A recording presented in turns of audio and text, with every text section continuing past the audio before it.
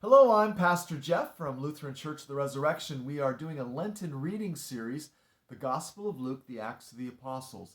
Today is Tuesday, March 30th. We are in Acts 25, 13 to 27. Again, a short reading today.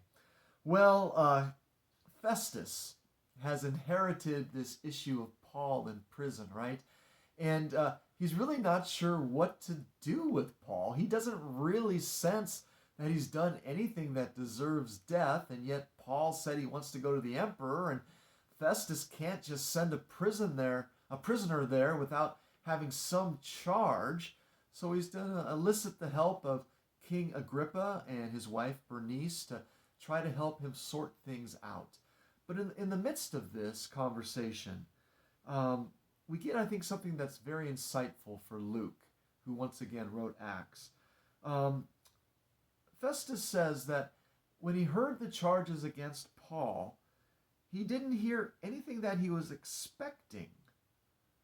Instead, he says, there was points of disagreements between Paul and these religious leaders about their own religion, and here's what I want to get at, and about a certain Jesus who had died, but whom Paul asserted to be alive.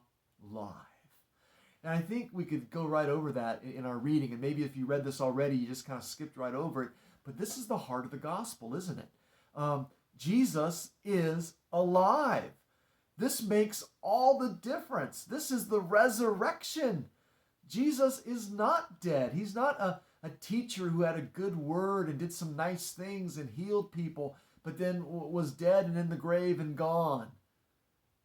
Jesus is alive. Paul had an encounter with this Jesus on the road to Damascus. Paul has experienced the risen, alive Jesus. And this is at the heart of the Christian proclamation. You see, I was reading a commentary earlier that said sometimes the church, if we're not careful, we can get mired in just busyness. But that's not what we're called to do. We are called to give witness that Jesus is alive. And because he is alive, we will live also, not just in the world to come, but in this life, being energized by the Holy Spirit. I think this is kind of an interesting point that Luke is making. Here is the crux of the message. How about you? If you were to explain Christianity to your friends, to someone who wasn't a believer, how would you do it succinctly and quickly and to the point? What is it that you would proclaim is at the very heart of being a follower of Jesus?